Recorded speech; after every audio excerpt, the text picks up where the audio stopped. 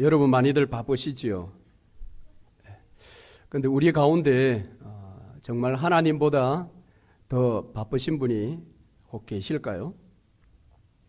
하나님은 정말 바쁘십니다. 예수님께서도 안식일 날 이제 병자를 치유하는 일을 하셨는데 그것 때문에 바리새인과 서기관들로부터 공격을 받았습니다. 그때 예수님께서 무엇이라고 말씀하셨습니까? 내 아버지께서 이제까지 일하시니 나도 일한다, 그렇게 말씀하셨습니다. 예수님 당시에 일하신 그 하나님은 지금도 여전히 일하고 계십니다.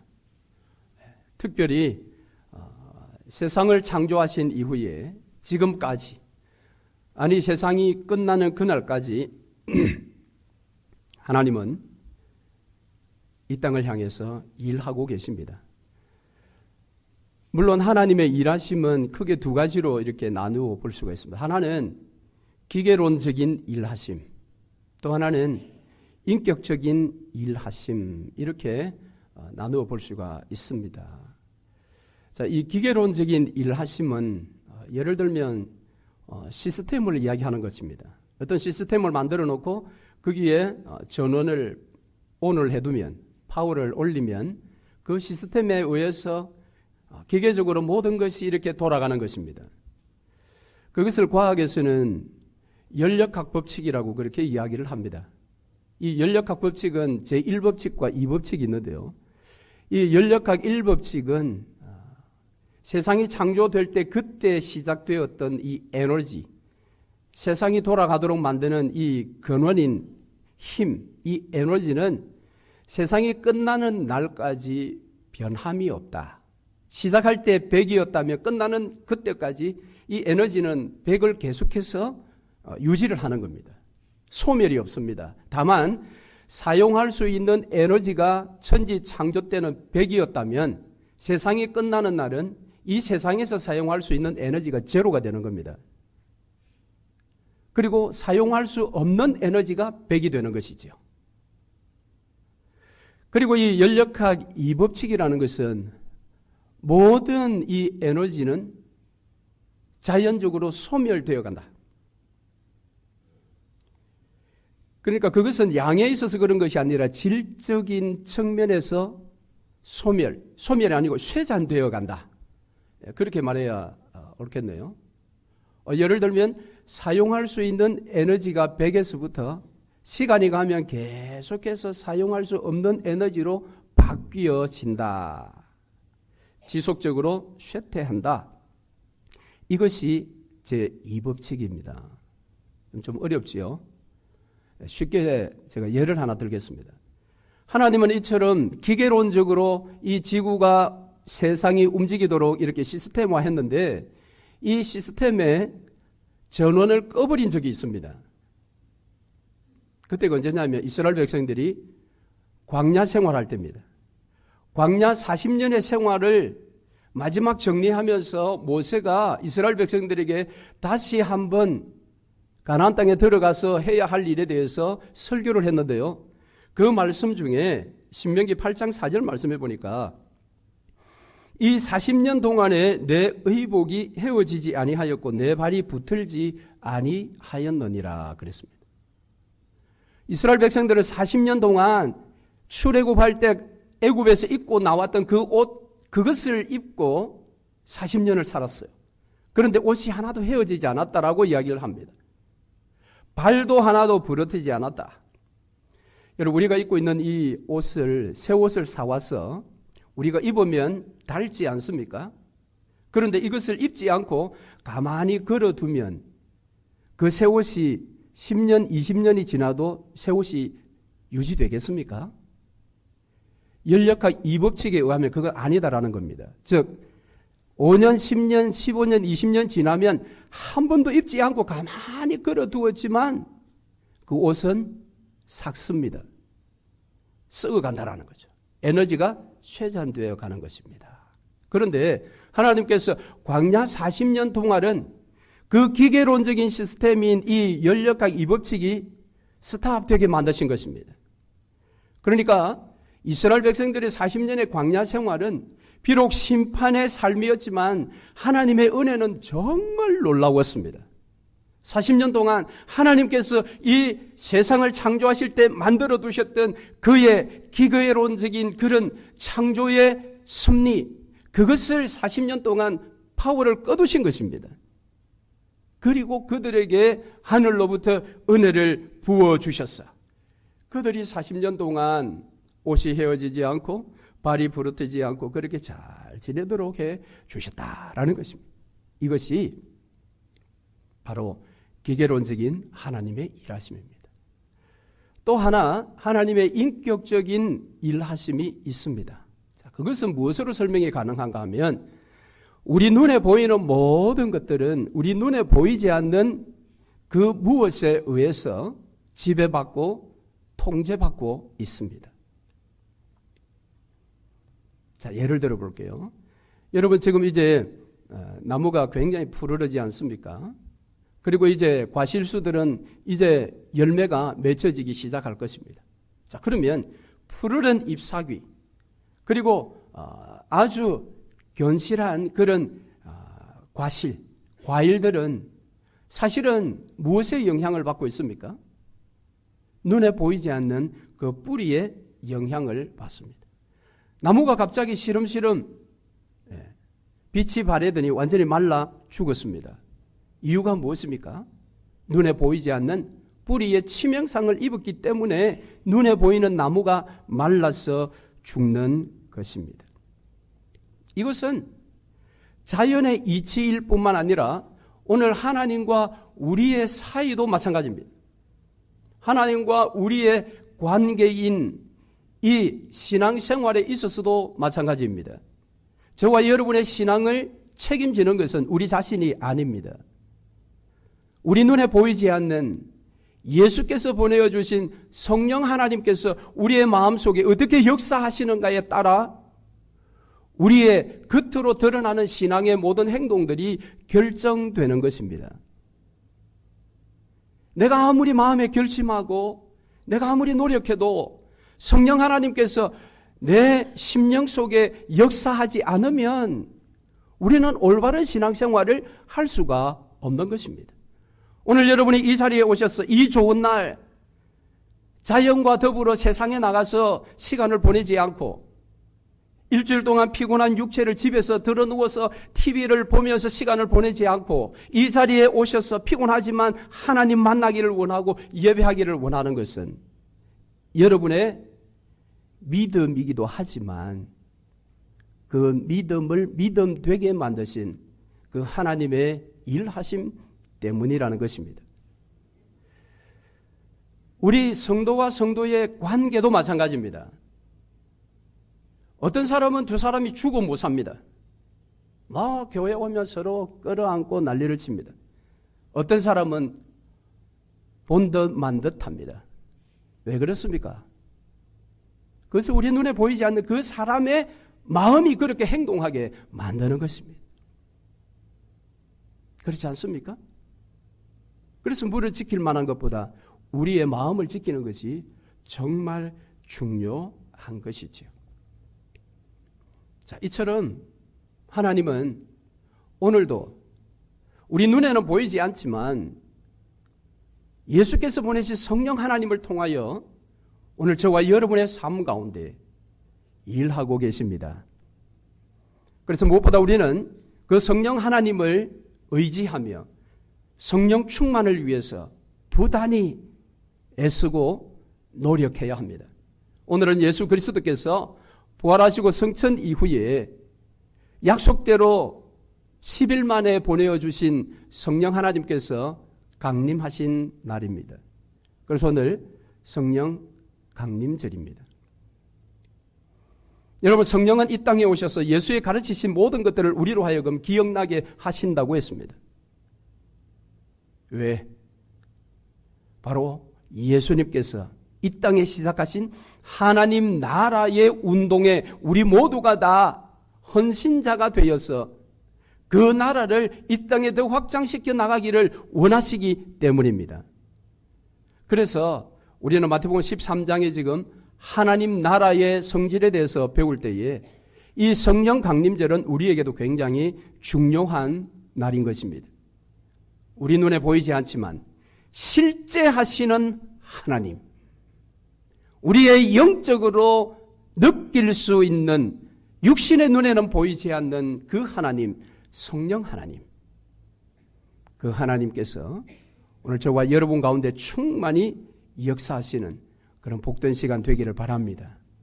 자, 그러면 우리는 계속해서 이 하나님의 나라의 성질에 대하여 오늘 살펴보려고 합니다. 자, 오늘은 이 겨자씨 비유와 누룩 비유입니다. 자, 이 두 비유는 사실은 앞에 가라지 비유의 내용의 중간에 이렇게 딱 끼워져 있습니다. 자, 우리는 이미 두 가지 비유를 살펴보았습니다. 씨 뿌리는 자의 비유를 통해서 이 땅에는 천국 복음을 모든 사람이 다 받아들이는 것은 아니다. 예. 그렇지요? 예. 땅과 같이, 가시떨개와 같이. 그러나 좋은 땅에서만 복음을 받아들여 비록 4분의 1에 해당되지만 거기에서 30배, 60배, 100배의 결실이 일어난다. 또 가라지 비유를 통해서 주님이 이 땅에 다시 오시는 최후의 심판의 날까지 이 세상은 물론이고 피 흘려 값주고 사신 교회당 안에도, 이 교회당 안에도, 교회 안에는 아닙니다. 눈에 보이지 않는 교회 안에는 가라지가 있을 수 없지요.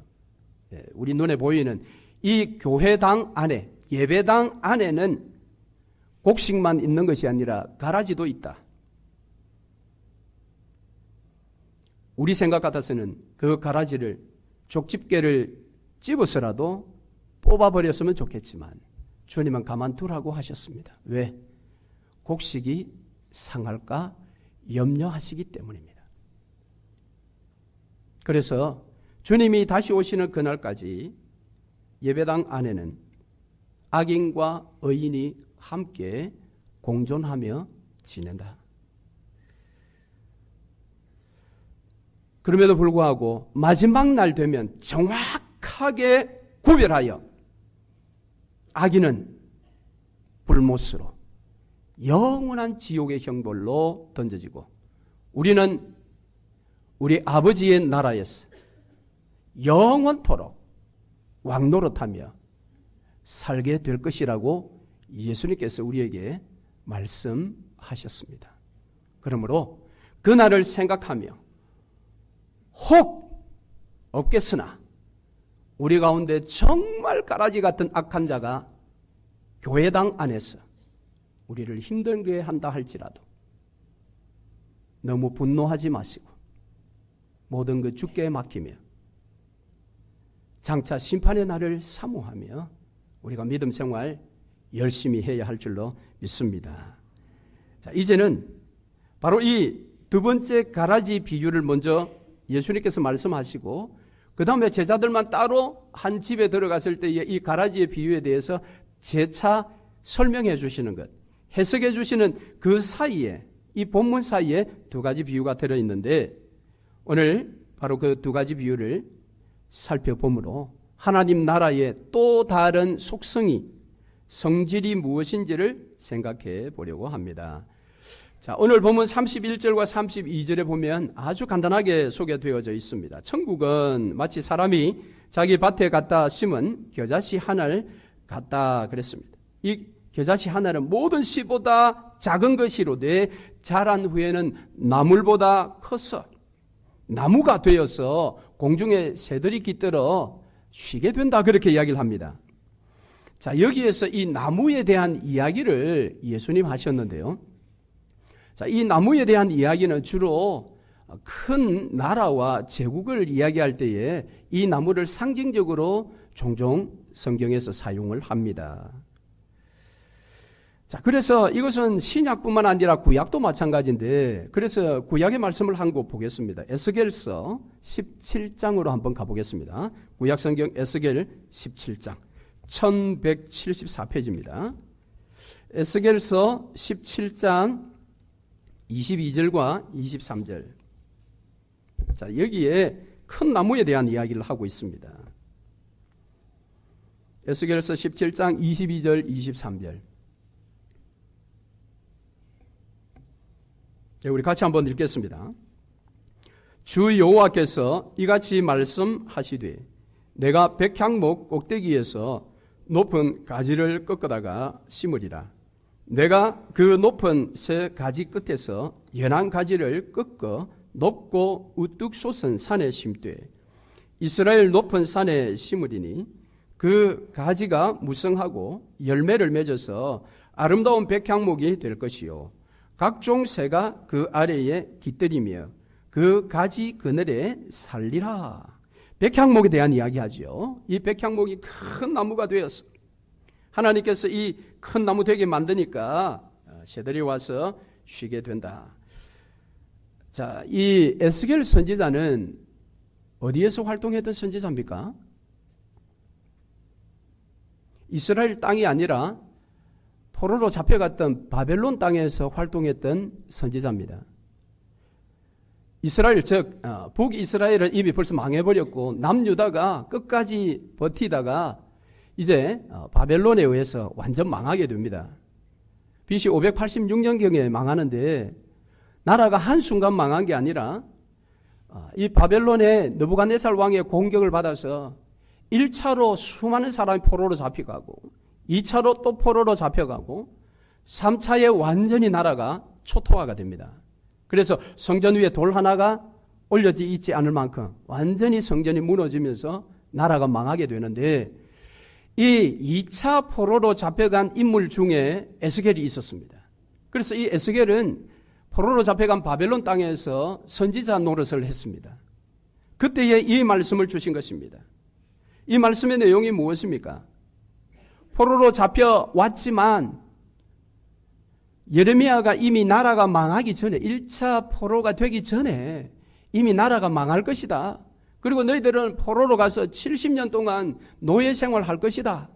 그리고 다시 돌아오게 될 것이다. 하나님 그렇게 하신다라고 이야기했는데 여러분 포로로 잡혀가서 그 약속의 말씀이 마음에 남아 있었겠어요? 그들은 심한 좌절감이 있었을 것입니다. 그래서 마치 타다 남은 나무 막대기처럼 인생에 아무런 기쁨과 소망이 없는 그 포로 생활을 하고 있는 유다 백성들에게 에스겔이 오늘 이 말씀을 전하는 것입니다. 하나님께서 백향목 가지를 꺾어서 높은 산에 그것을 심어 큰 나무 되게 해서 새들이 거기 와서 쉬게 될 것이다. 이 말이 무슨 말입니까? 우리 유다가 이스라엘이 이처럼 지금은 형편없는 아무런 소망이 없는 그런 족속이지만 장차 하나님께서 우리를 큰 나라 제국으로 만들어 주실 것이다. 그때에 새들과 같은 조그마한 이웃 나라들이 그 나라에 들어와서 쉼과 안식을 얻게 될 것이다.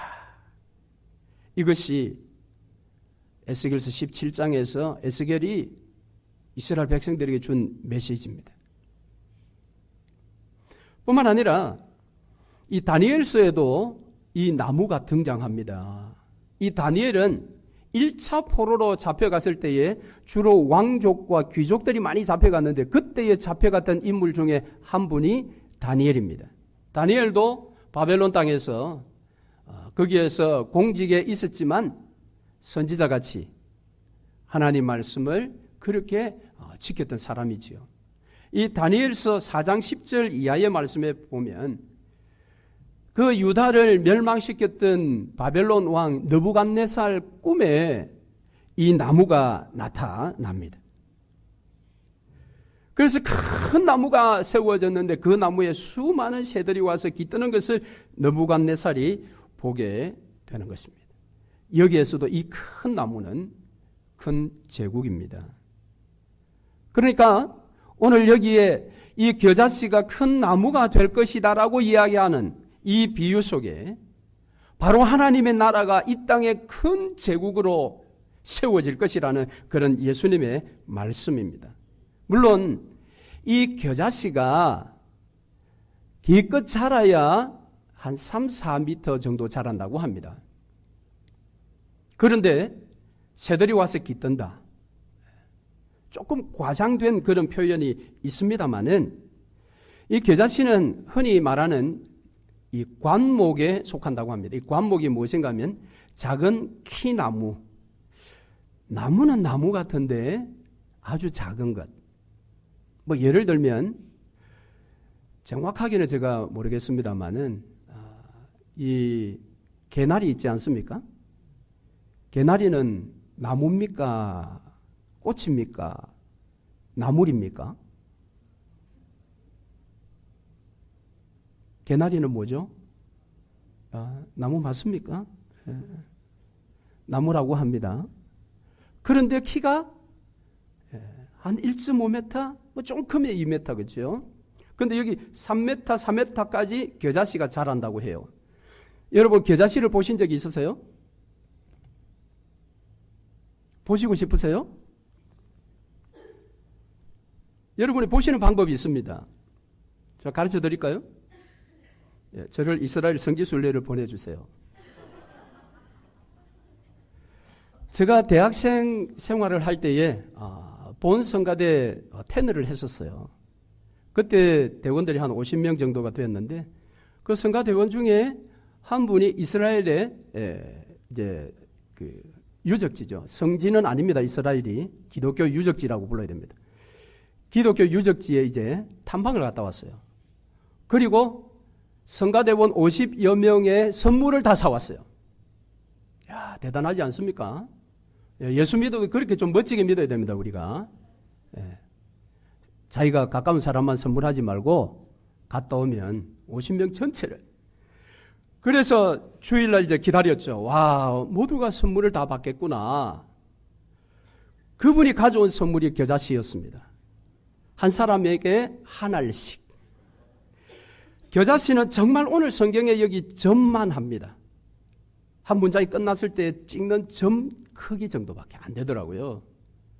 근데 그 작은 게 겨자씨라고 하니까 겨자씨인가 보다 이렇게 생각하지 그냥 보면 이게 뭐야 할 정도인데 감사한 것은 그것을 그냥 한 알씩 이렇게 나누어주면 나누어주기도 어려워요. 너무 작았어. 그래서 하나를 코팅을 한 겁니다. 그러니까 손바닥 크기만큼 한가운데 놓고 코팅을 해서 주는데 이게 점 찍은 건지 정말 씨앗인지 구분이 안 될 만큼 작은 것이었습니다. 근데 그 한 알이 3m, 3m 커진다라는 거죠. 그리고 새들이 와서 깃든다. 하나님 나라가 이와 같다고 합니다. 하나님 나라가. 저와 여러분이 속한 나라. 우리에게 시민권을 준 그 나라. 하나님 나라. 그 나라가 이런 나라라는 것입니다. 자, 이 다른 비유, 누룩 비유도 마찬가지입니다. 오늘 여기에 33절에 보니까 천국은 마치 여자가 가루 서말 속에 갖다 넣어 전부 부풀게 한 누룩과 같다 그랬습니다. 이 가루 서말은 약 한 44파운드 정도 된다고 합니다. 자, 이 44파운드의 누룩이 들어가면 발효를 일으켜서 100명 이상이 먹을 수 있는 양을 만들어낸다고 합니다. 정말 놀랍죠. 뭐 우리 주부 한 사람이 이 정도의 양을 만드는 것은 쉽지가 않을 것입니다. 경험하지 못할 것입니다. 그런데 누룩이 그렇게 한다라는 겁니다. 우리 눈에 보이지 않는 그 누룩이 들어갔었는데 그런 역사가 일어났다. 물론 예수님은 이 누룩을 주로 죄의 파급력을 설명할 때에 주로 많이 사용하셨지요. 그래서 이 본문에서도 누룩을 부정적으로 좀 해석해야 되지 않느냐라는 학자도 있습니다만은 그렇게까지 볼 이유는 없고요. 그저 누룩이 가지고 있는 이 발효성, 발효라는 말을 아시죠? 아십니까? 이 집사님? 네. 부풀어 오르게 만든다라는 거죠. 자, 그러면 두 비유 모두가 현실적으로 우리가 상상이 안 되는 끝이 나타난 것입니다. 결론이 나타난 것입니다. 우리의 상상을 초월하는 마지막에 위대한 나라, 마지막에 100명 이상이 먹을 수 있는 빵으로 변화시켜 놓는다라는 것입니다. 그래서 예수님께서는 이 비유를 통해 이렇게 이야기하는 듯합니다. 얘들아 봐라. 내가 와서 세우는 하나님의 나라가 너희 눈에는 정말 보잘것없는 겨자씨 같은 그런 나라처럼 보이지. 내 나라는 먹을 것이 부족하여 많은 사람들이 굶주리나 그것을 해결하지 못하는 무기력한 나라처럼 보이지. 그러나 끝은 다르단다. 끝은. 너희들이 시작도 보았고 지금도 보고 있으나 나중은 너희들이 상상하지 못할 일이 일어날 것이야 라는 예수님의 말씀인 것입니다. 그래서 오늘 이 두 비유를 우리가 볼 때에 예수님께서 강조점을 어디에 두고 있느냐를 정확하게 우리가 잘 이걸 구별을 해야 합니다. 그렇지 않으면 우리는 이렇게 적용할 수 있습니다. 이 비유를 크기에 비유하는 것입니다. 크기. 그리고 성장하는 데 비유를 목적을 두는 것입니다. 자라난다.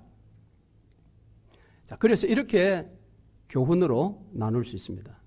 예를 들어 우리 교회는 개척하여 정말 보잘것없는 겨자씨 같은 교회야. 그러나 예수님 말씀하셨잖아. 겨자씨가 나중에 큰 나무가 된다고.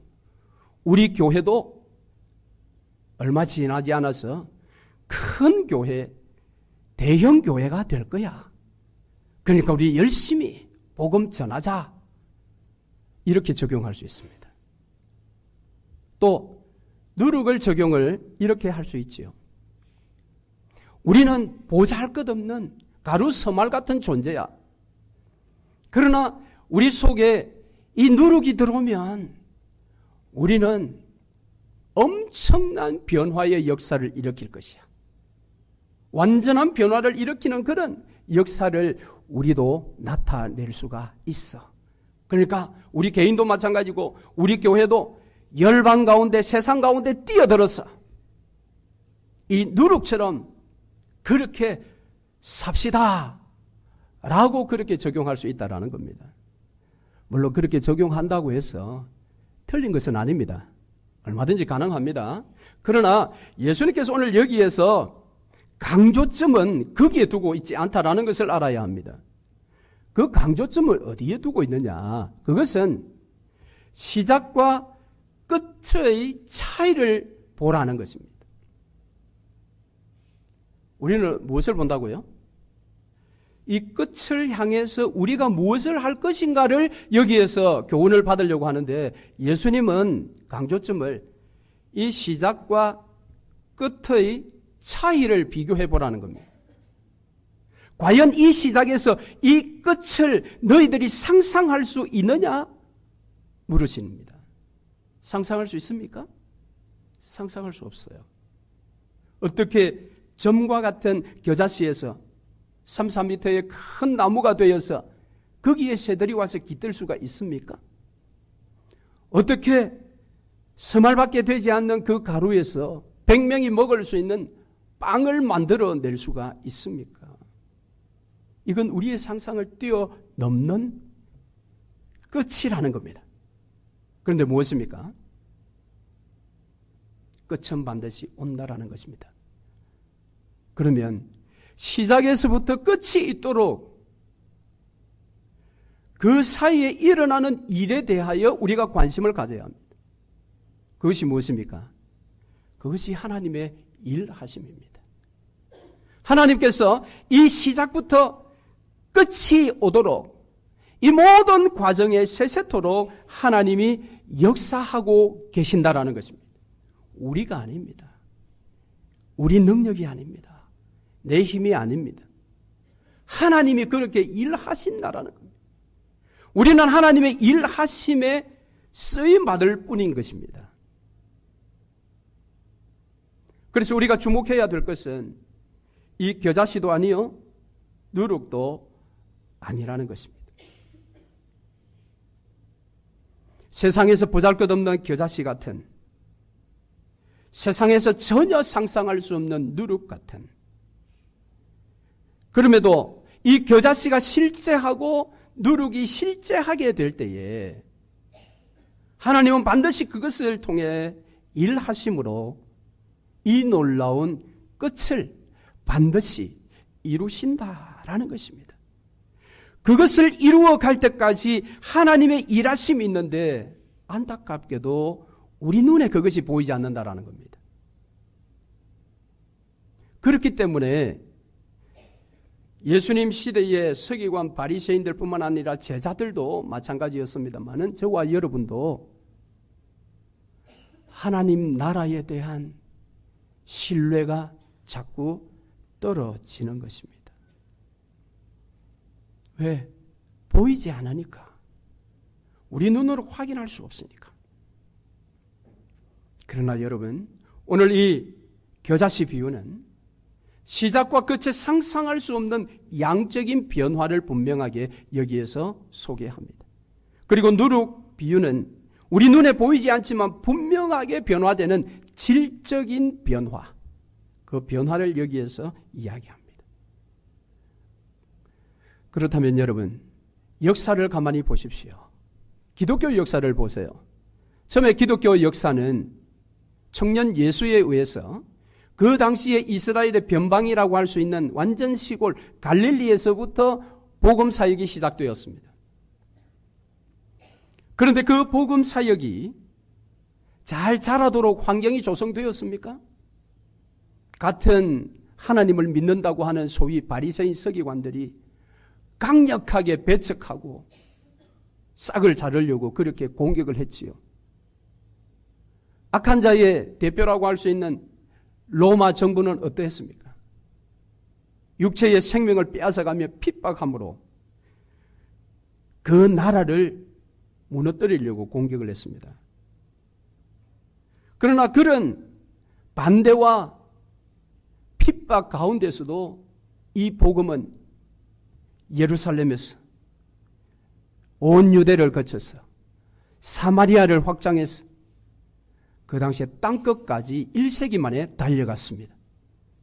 그래서 사도 바울이 로마도 갔고 서바나, 요즘 스페인까지 복음을 전하러 갔던 것입니다. 드디어 4세기 지난 392년에 로마가 기독교를 국교로, 국가의 종교로 선포하게 되었습니다. 물론 거기에는 정치적인 어떤 의도도 있었지만 어쨌든 겨자씨보다 못한 갈릴리에서 시작했던 하나님 나라 운동이 이제 로마 전체를 지배하는 놀라운 나라가 되었습니다. 그래서 이 하나님의 나라는 이 땅에 반드시 그렇게 놀랄 만큼 이루어지게 될 것입니다.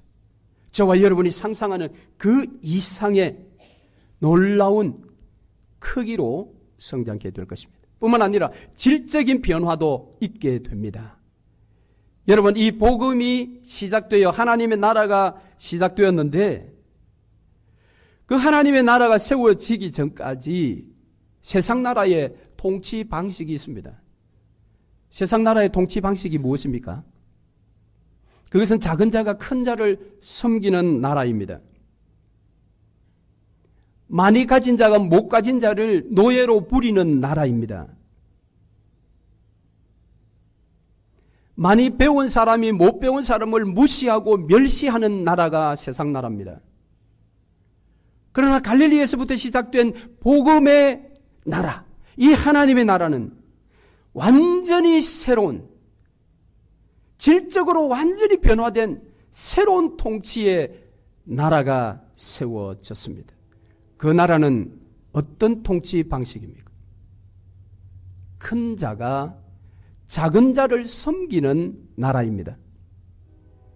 많이 배운 자가 못 배운 자를 도와주며 섬기는 나라입니다.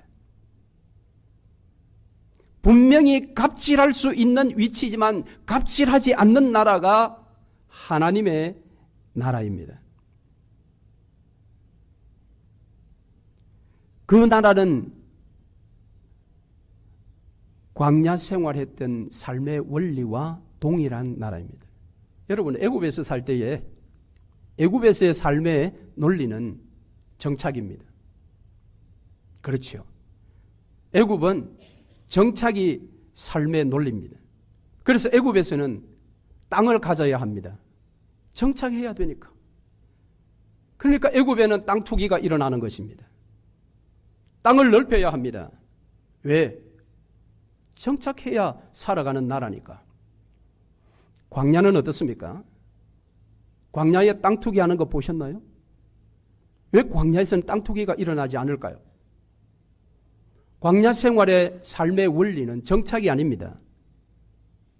무엇입니까? 목적지를 향해서 가는 순례가 목적입니다. 가나안이라고 하는 그 목적지를 향해서 광야 생활은 빨리 이동을 하는 것입니다. 그래서 광야에서 가장 중요한 것은 시간입니다. 시간을 놓치면 생명의 위기를 겪습니다. 광야에 놀라운 바람이 불 때, 그 바람이 불려고 할 때 어떤 이 기미가 보일 때 빨리 짐을 챙겨서 떠나야 합니다. 거기에서 애굽처럼 자리를 펼치고 여기가 내 땅이라고 하고 기둥을 박았다면 광야의 그런 돌풍들에 망하는 것입니다. 이 삶의 원리가 완전히 다른 것처럼 하나님의 나라도 완전히 다른 것입니다. 그래서 여러분, 하나님의 나라가 지금 진행 중에 있습니다. 이미 하나님의 나라가 시작되었지만 아직 하나님의 나라는 이 땅에 완성되지 않았습니다. 그것을 신학에서는 이미와 아직 사이에 우리가 있다, 그렇게 이야기를 합니다. 그럼에도 불구하고 반드시 하나님의 나라는 우리의 상상을 초월하는, 정말 우리가 그 하나님의 나라의 완전한 실체를 장차 누릴 때에 우리는 모두가 경이로움에 빠질 것입니다. 내가 그렸던 하나님 나라의 삶은 이 정도가 아니었어 라고 우리는 외치게 될 것입니다. 놀라운 그 나라의 삶이 우리에게 주어질 것입니다. 그 나라를 위해서 하나님은 지금도 일하고 계십니다. 우리의 개인의 삶 속에서 일하고 계시고, 저와 여러분의 관계 속에서 일하고 계시고, 우리 교회 안에서 일하고 계시고, 심지어는 악한 자가 그 밤에 와서 우리 예배당에 가라지를 뿌리고 가는 그 시간에도 하나님은 우리 예배당 안에서 일하고 계십니다. 그래서 시인이 이렇게 외칩니다. 이스라엘을 지키는 이는 졸지도 아니하시고 주무시지도 아니하시리로다. 여호와께서 내 그늘이 되시나니 낮에 해가 너를 상하게 하지 아니하며 밤에 달도 너를 해치지 아니하리로다. 여호와께서 너를 지켜 모든 환난을 면하게 하시며 또 내 영혼을 지키시리로다. 여호와께서 너의 출입을 지금부터 영원까지 지키시리로다. 할렐루야. 겨자씨가 큰 나무 되는 그날까지 누룩이 반죽 안에 들어가서 엄청난 발효를 일으키므로 100명이 먹을 수 있는 양의 빵을 산출해내는 그날까지 하나님은 지금도 일하고 계십니다. 말씀을 맺겠습니다. 오늘 주님은 이 겨자씨와 누룩의 비유를 통해서 우리에게 이 겨자씨의 시작과 누룩의 시작, 그리고 겨자씨의 끝을 보라는 것입니다. 누룩의 끝을 보라는 것입니다. 그리고 어찌 우리의 상상을 초월하는 이런 끝이 있게 된 것인가를 돌이켜 생각해 보라는 것입니다. 여러분, 겨자씨가 땅에 떨어지면 자기 힘으로 나무가 된다고 생각하세요? 그렇지 않습니다. 씨가 거기에서 썩어서 큰 나무가 되기 위해서는 적절한 햇빛이 필요합니다. 적절한 비가 필요합니다. 적절한 바람이 필요합니다. 누룩이 가루 서말 속에 들어가기만 하면 발효가 됩니까? 그렇지 않습니다. 적정한 온도를 맞춰줘야 합니다. 마찬가지지요. 하나님께서 일하시기 때문입니다. 그러므로 우리는 내 눈에 어떤 변화가 일어나지 않는다 할지라도 내 삶 속에 하나님의 약속하신 바가 확인되지 않는다 할지라도 조급해하거나 답답해하지 마시기를 바랍니다.